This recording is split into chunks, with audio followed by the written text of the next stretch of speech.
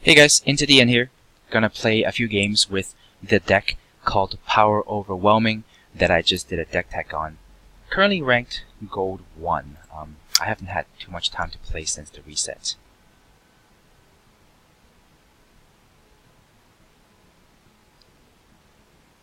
Alright. This hand is very slow. Nothing I can play on turn 2. The first play is turn 3. I am first though. The mana base is perfectly okay. But this is an average hand. I think this deck can do better. This hand with a Initiate of the Sand can be extremely explosive. And I'm really hoping I get one of those. And I do. So if he doesn't do anything about this, I'm going to have a turn 2 False Prince. And I think many decks will have problems dealing with this.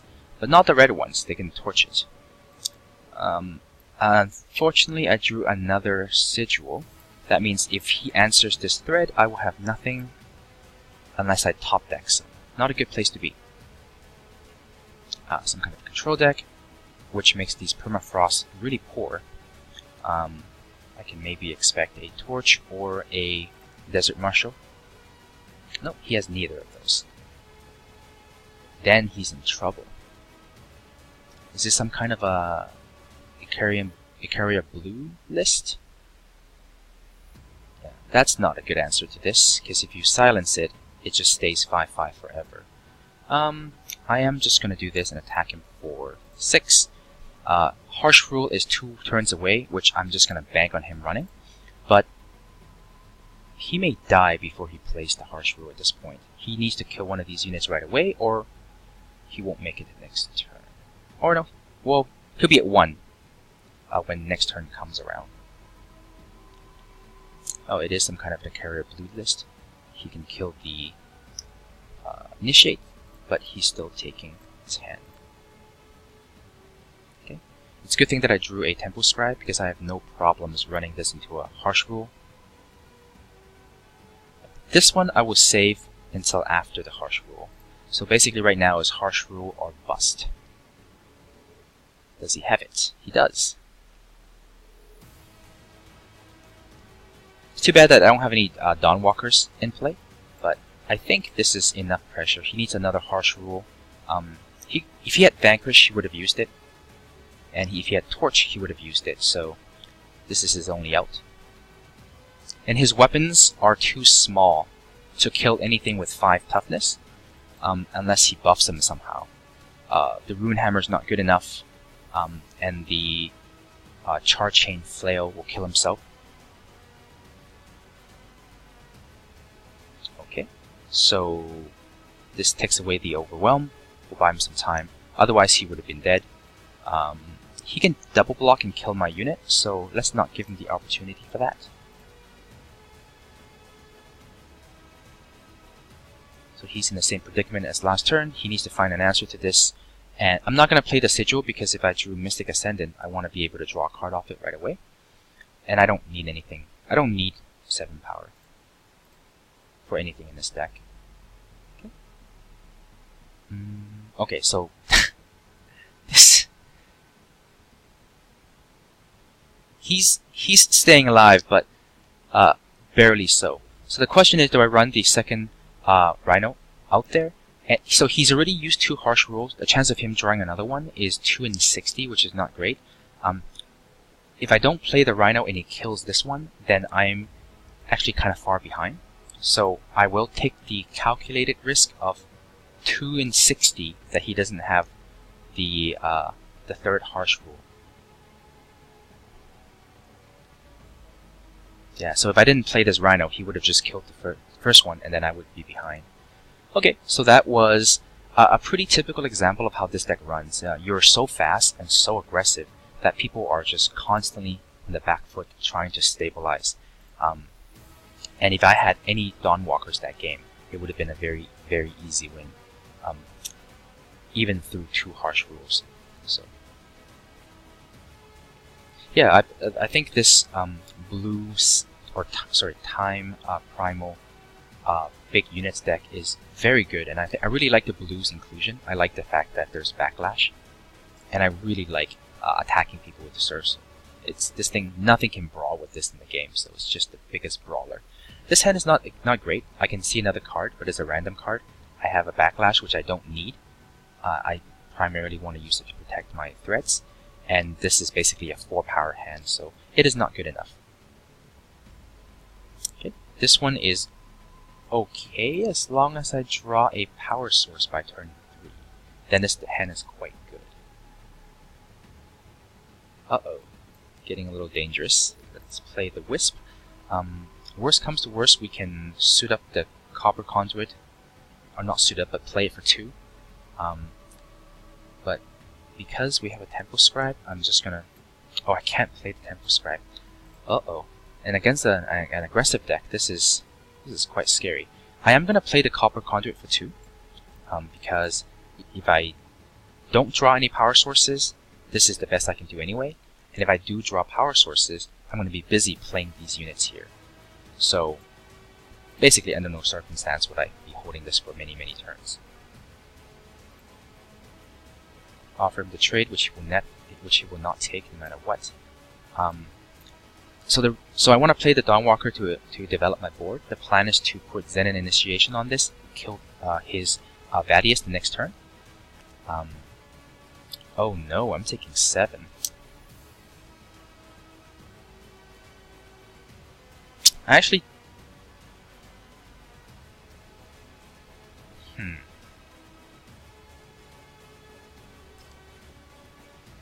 So I can still use the Zenin Initiation to kill his Vadius, and then I can permafrost this unit here, and that will completely stunt his aggression. But if I want to be greedier, I can play the Tempo Scribe, and then permafrost his whatever 2/2 charge unit, and then just chump block the Vadius instead. I think that is better, just because if I don't draw a power, I'm not going to win this game. So this will get me 1 card closer to the power that I need. Perfect. Now I can do both. I do not believe this works. I can't use this killer if I put it on. But I'm not certain, because I don't use Dawnwalker very much. And I don't use killer very much. I guess what I could do is just do that. I'm not going to block, so I'll attack. The reason why I chose to do it this way is because I don't need to use the Zenin Initiation on any of these units in trade. I could probably play a Titan and then give it to the Titan, and then I would just get a card for free rather than trading one of my units. Okay. So we're attacking for 2. So he uses Obliterate on my Wisp, which is fine. He did 5 damage and I don't get to draw a card. But now I hope he doesn't have one for my Sandstorm Titan. And because if he doesn't, then he has no more attacks. If he attacks me here, I'm not going to block, because then he can just torch this and then kill it for free. So that's not going to help him. Okay, so now he's in a lot of trouble. If I had another power, I could play False Prince and protect my board with a Backlash as well. But as it is, I think I'm more than fine.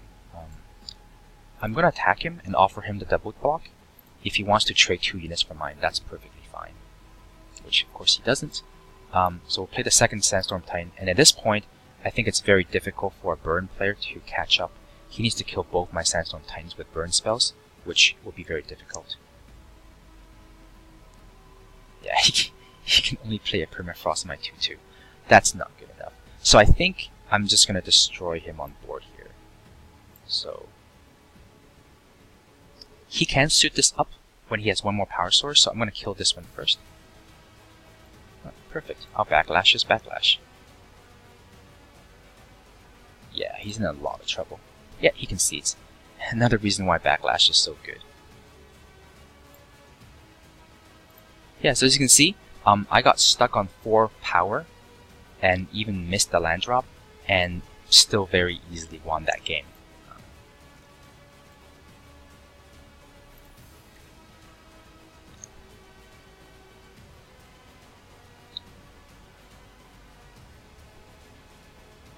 Okay, so this is a clear redraw.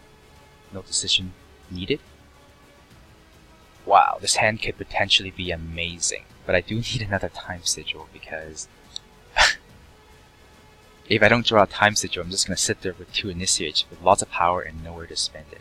So I need to draw, even if I draw, oh, there, oh, perfect. Alright, so this is going to get torched, but the next one probably will survive. Nope, he has no torch. There was no pause at the end of his turn, on my turn. Let's see what his second colors are. Possibly another Skycrag deck. Playing an aggressive deck like Skycrag or well, maybe not, is actually really good for climbing the ladder because you get a lot of wins per hour. I do not need the extra power, so I would way rather just play a Dawnwalker and attack him for 1. I want to apply pressure as quickly as I can, and I don't need to develop my board because I have more than enough power to last me the game. Okay, that is more than fine. Oh, he takes out the... See, he's afraid of me having access to power, even though I totally don't need it. Let's just attack him for 4. So I have access to 3 power, so the most obvious thing to do is to simply play the Temple Scribe. You always play the card that draws you a card first, because that gives you the most options. Now next turn we can play Cerso, and there's nothing in these colors that can deal with Cerso on turn 4. He can oh, he's stuck on power, so he's dead. Yeah, even Obliterate, he needs 5 power, so... I think we should get the scoop pretty soon.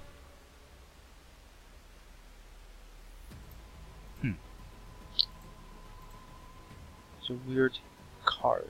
Oh, I guess the Praxis list does run maybe a couple of copies to deal with maybe Aegis creatures.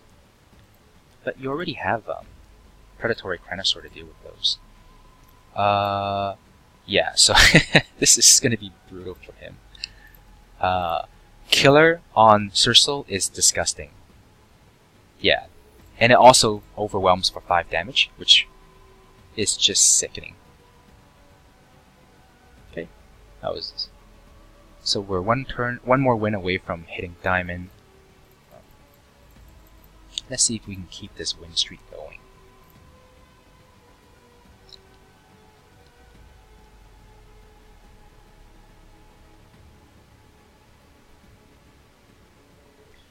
Last night I played for a couple of hours using old decks that I always climb the ladder with. I used my Stone Scar my Mono Red burn deck, and also my Stone Scar mid-range deck, and I lost like, I don't know, 10, 20 games, 10, 12 games in a row I lost. It was super frustrating. So I had to switch to this deck. This is an okay hand, actually. I get a turn 2 play, hopefully draw to some land for turn 4. It's not as explosive as the ones with the Initiate of the Sands, but you can't always expect that in the opening hand.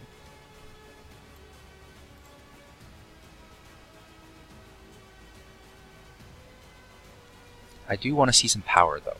That will put my heart at ease. Come on, power. Nope. So we have a draw step to hit power, and then we have another Temple Scribe to hit power. So we have 2 more shots at this. With 33 power sources, I'm hoping to hit one. Okay, that's not the best one, but I'll take it. That's much better. I am going to play the Amber Monument, because, yeah, we'll attack. I want to make sure that I hit 4 power by next turn. And if he attacks us, we will definitely block. Our units will never get any better because we don't play with Obelisk.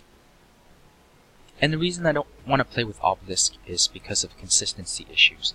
The Obelisk is very powerful, but it is a conditional card. The condition being that you have units. And you need a few units in play for it to be worth its cost. This one I'm not going to chump block. 3 damage is not a big deal. We can completely stop this next turn with a Sandstorm Titan. Actually, I'm going to get greedy. I'm not going to play the Sandstorm Titan because I don't feel like I need to pressure him just yet. So instead, I'm going to play a Wasp, and I'm going to... I'm not even going to permafrost this, to be honest. It won't stop his ultimate, and 3 damage isn't that much. I have well, I have 2 more. I have 3 removal spells. Maybe I can justify using them. I don't know what to expect from this color, from this combination, but I'm not going to use the permafrost. That may be a mistake. We'll see.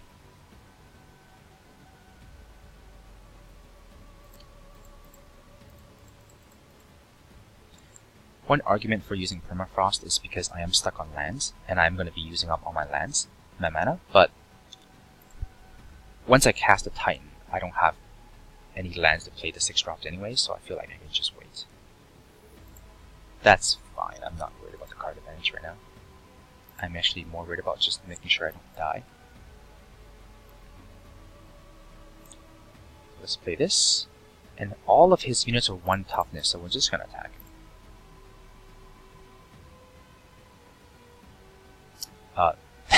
The risk here is if he kills my Titan, then I'm going to take an extra 5 damage for nothing. So maybe I should have held one of these back. Maybe I was too trigger happy there on the attack.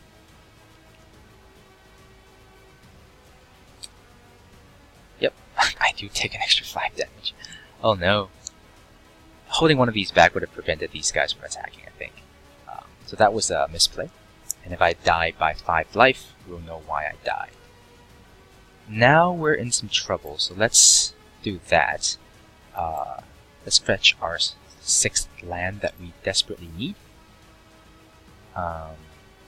Next turn we can Cranosaur and kill one of these units, so...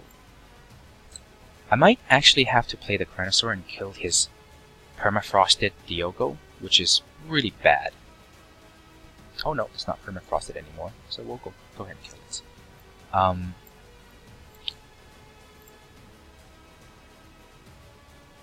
But we do have to. Sooner or later he's going to hit 8 power, and we can't let that happen. Yeah, so let's just go ahead and kill it. Oh, actually, now that I have... Actually, you know what? I'm going to kill this one first, because this one has Overwhelm. Whereas this, I can just chomp with the Wisp and not take any damage. At this point, I need to reserve my life total. Preserve my life total. This Aegis is great, because I know for a fact he plays with Obliterate. So unless he triggers my Aegis somehow. I'm still taking damage though. The question is, do I trade with one of these? Because it's only 1 damage difference. And I answer is I do. Go to 8 instead of going to 9. Okay, so I'm not going to play the Mystic Ascendant. It's no point playing this unless I have a power in play to take advantage of it. So now we're in okay shape. We're stabilized somewhat at 8. A Sandstorm Titan's gonna deal with any Great Parliament shenanigans. It's bigger than what he has in play. None of the relic weapons can kill it. Oh, there it is. Wow, so many of these. So he has not enough power to kill me, but he can... If he has a torch, he can kill this. But if I do Killer, it's big enough that it can't be killed by a torch when I combat with that.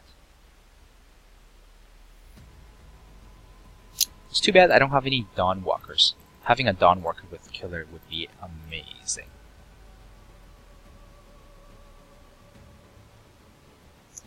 I have a feeling that he doesn't have a Harsh Rule, because you wouldn't play 1 Owl into a Sandstorm Titan if you had a Harsh Rule, right? So,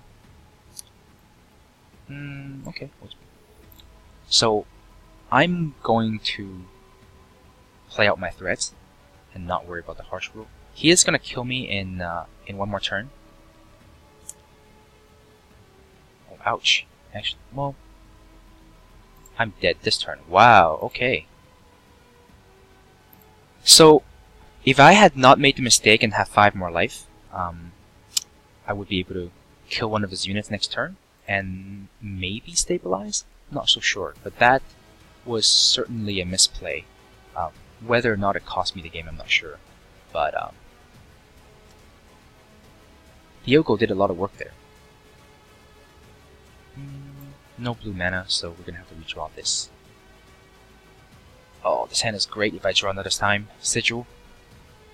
It's quite scary. You have a very heavy time requirement, influence requirement, and a lot of hands you get like this, you're always worried about not being able to play your spells. So, hey, it's the same. This is perfect. Alright. This is gonna die, but we're still gonna run it out there. Next turn, I am gonna play a Copper Conduit for 2, because it blocks the 1/1. Question is, do I block this or do I not block this? He's giving me the opportunity to choose, but I do think he has a way to kill it. I'll take the 1 damage. 1 damage is... Against this particular deck, 1 damage is not insignificant, actually. Okay, so now I can play a Copper Conduit for 3, which will trade with this Indicator.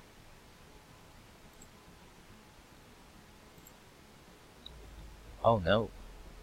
Oh, so he kills the Conduit instead of my Initiate of the Sands. I do need it to play Sandstorm Titan, so I'm gonna have to take 5. I would really like to draw an Aelin's Favor against this particular deck. Yeah, I need this to play Sandstorm Titan. He can kill it with Annihilate, which I'm sure he has in his deck. I don't know if he has it in his hand. Okay. Tempest Scribe is a great draw. It's a good chump blocker. Permafrost is also a great draw because I can't deal with this particular unit. So everything has gone really well for me, actually. If I attack, I offer him to trade with 1, 2, 3, 4, 5. He needs to block with a lot of units for this. I don't think he'll block. That deck is not interested in trading. Next turn he loses because Crystallize will destroy him. Yep, and this may prompt a concession. Yep. And the instant concession. Crystallize is great. It just passively beats all of the token decks, which is something that if you were not playing blue, you will have to make trade-offs to be able to kill a lot of tokens. You have to use cards like Plague. If you're playing green, you use Harsh Rule. But this card just kind of coincidentally, as a side effect, beats that deck, which is great.